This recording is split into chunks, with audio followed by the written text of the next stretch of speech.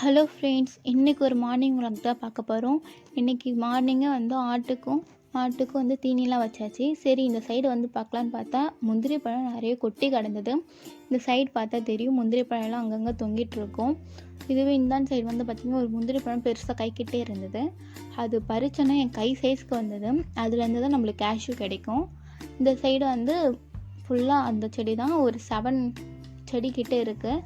இது பார்த்திங்கன்னா சப்போட்டா மரம். இதில் பார்த்திங்கன்னா சப்போட்டா நிறைய பிஞ்சு தான் இருக்குது. அது பழமாகவே மாற மாட்டேது, ஏன்னு தெரியல.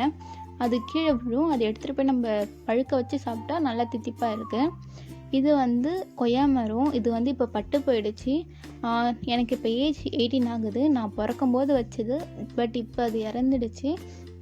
மாங்காய் மரத்துலேயும் பார்த்திங்கன்னா நிறைய மாங்காயெலாம் பிஞ்சு விட்டு இருந்தது. மழையினால் நிறைய கொட்டிக்கிட்டு கீழே.